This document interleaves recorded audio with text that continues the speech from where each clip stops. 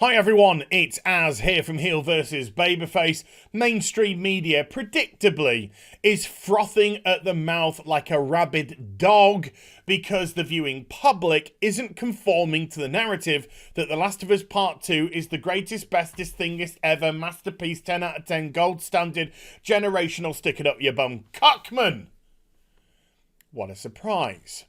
And of course they've been using very predictable, yes, I'm going to be using this word a lot on them, arguments, and of course referring to this sort of thing going on here. User score bombing, as they like to refer to it as. Now, this is the current state that it's in at the moment, with 96 critics having reviewed The Last of Us Part 2, giving it an average score of 95 out of 100, and 43,356 users giving it an average user score of 3.7 out of 10. Now, I'm not going to play that silly game. I didn't play it the other day, and I'm not going to play it now. Yes, I doubt the vast majority of them have actually played the game. I also doubt that some of the users have played the game either. Bum. Yes, that was a critic joke. That was a critic joke because if you think the score on the left is as realistic as the score on the right, then you're probably mad. Review bombing is a symptom. Review bombing comes around because the public, which can vote with its wallet, it doesn't have to purchase your crap to have a voice. The viewing public that votes with its wallet wants to make its voice heard on either why they played the game and why they thought it was terrible, or why they're not going to pick up the game in the first place. And there is plenty of media in modern day for people to go out and see exactly what the game's all about. They can head over to YouTube streaming, Twitch streaming, Facebook streaming, wherever they can go, and they can watch their favourite streamers play this if they decided to actually purchase it in the first place, and make a determination whether or not it's for them. Now, in terms of gameplay, there hasn't been any particular revelations in the gameplay from the first game to this game, and they are 7 years apart. I know they like to boast about the jump and the climb or whatever it was. They're basically nothing. Things which are in everyday games and have been in everyday games for 30 plus years. So something like that coming into The Last of Us is hardly revolutionary stuff.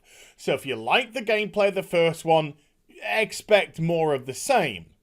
But The Last of Us, of course, is a different game because The Last of Us was a great game based off the story and the relationship between Joel and Amy. Ellie! Oh my god. This is what the game's done to me. It's infected my brain. And yes, I will be delving into spoiler territory now. And I'm starting in 3, 2, 1. You played the first game virtually completely as Joel. Probably 90% Joel, 10% Ellie. Where Ellie had to take over for a segment when Joel was gravely injured. But 90-odd% of that game is you playing as Joel. Imagine waiting 7 years to pick up the sequel, to have Joel killed within the first 2 hours of a 25-odd hour game. Now, there's a couple of articles here about review bombing and Paul Tassi. I don't get what the problem is, because people have different opinions than you, Paul. Because his argument is essentially, I don't see what the problem is, ergo a problem doesn't exist, which is pathetic. Well, Joel gets killed, yeah, but he appears later on in cutscenes because of flashbacks or imaginations in people's brain. It's too late. Because things like that can become very contrived. Once somebody's been killed off and then you bring them back in flashbacks, it's irrelevant. It's actually irrelevant, the relationship which has been built up, because you know they're already gone. Whereas good storytelling builds up the relationship before they do that. And so you may argue that, well, it would be predictable if Joel was to die at the end. Being predictable for one sense doesn't mean that it negates great storytelling or good storytelling at all.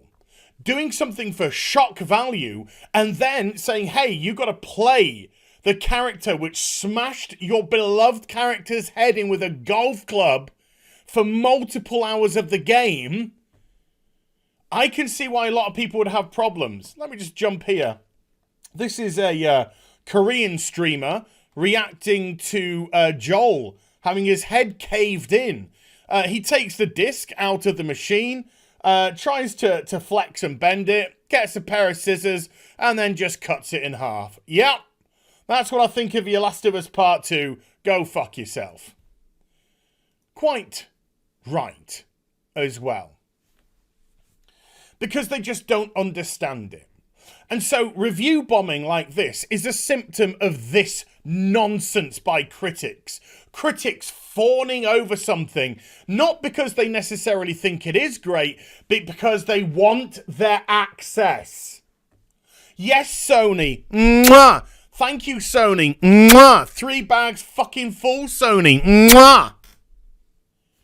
They want their access. They want their freebies, their interviews, their trips to the publishers and developers. Their trinkets, which they get sent. They want all of this. They service themselves. They don't service the public, the people that do fork out cash dollar for the product. And so this is just as much review bombing as this. Because this is shill review bombing, and this is go fuck yourself review bombing. But of course, they have to take to various forms of media to shout people down. Lucy O'Brien, terrible person. Another one, let's just have a look at something. Remember when folk are upset at a sex scene? She's referring to the sex scene between Abby and her boyfriend, soyfriend, in a piece of media because it's not made for their titillation. So Lucy's already by that admitting that it is because they are a virgin and will sadly always be a virgin. By the way, she deleted these for virgin shaming after she got called out for it. I feel so bad that these people will never know the touch of another human being, but at least they have anime. Zinger there, Lucy. Apart from, if you'd had sex in your life before, virgin, you'd know that she got raw dogged to fuck. And if there was any reality in that scene, they'd probably both be screaming their heads off. But, you know, we'd have had to have had sex, Lucy, to understand that. Oh, no, I turned it around on yourself. Pathetic. When your editors have to, from mainstream media, have to resort to the "you're a virgin" argument, you know they have no argument. Tassie as well, with his "oh, I don't understand, I don't have a problem, so there is no problem." He pulls in 2 major aspects. I'm on the wrong one. It's this one here. First of all is the death of Joel, but he comes back in flashbacks. Doesn't matter. It doesn't matter. The damage is done. Joel went out like a bitch. The person who played for 90% of the first game, you've waited 7 years for the sequel, and then gets taken out like a bitch. And then you have to play the person that smashed his skull in. Yeah, people are going to have a problem with that. Because guess what? He's a beloved character. He had a whole game, 15, 16 hours odd, of becoming a wonderful character that went through a terrible, horrible moment at the start of the game, and then he had to develop and build this relationship with Ellie throughout. Lots and lots of depth to these characters. So yeah, people are going to be mad and upset. And then number 2, the agenda. Oh, you've already lost the argument if you think it's pandering to feminism, woke SJW stuff. Paul. Calm down, mate. Calm down. have a bigot sandwich. Yeah, have a bigot sandwich. Now, just because you are not upset with identity politics doesn't mean that we are not necessarily going to be pissed off with identity politics. What, in a post-apocalyptic world, 25 years in, after the first game didn't deal with identity politics at all, why do we need to have ambiguous Abby? And why do we have to have the disillusion of Joel to push Ellie and Dina?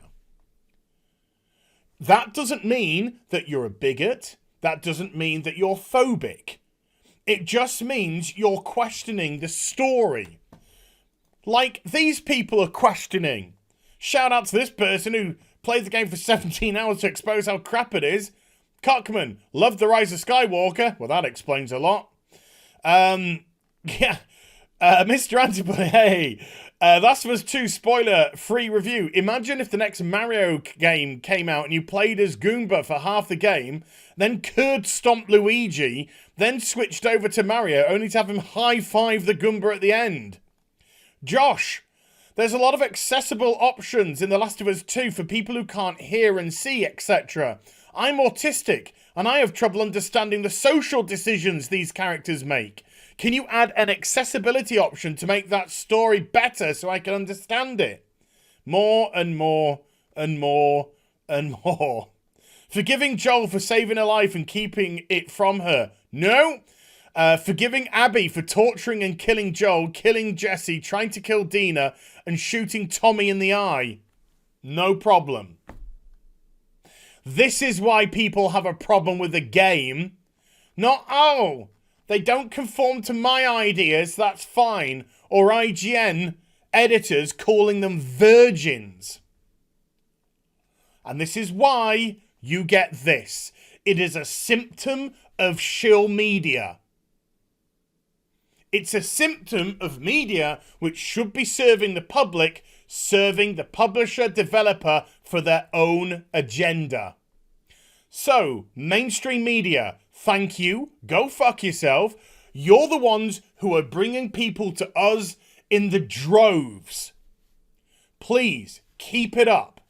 Or, maybe, just maybe, you need to reevaluate the relationship that media has with the developer-publisher. But of course, that would mean sacrifice. And then you'd be put into the den of wolves like the rest of us. And we can't have that now. Not when you have your privilege.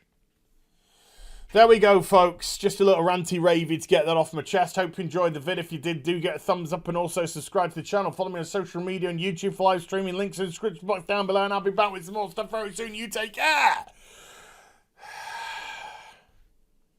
Abby Smash for now.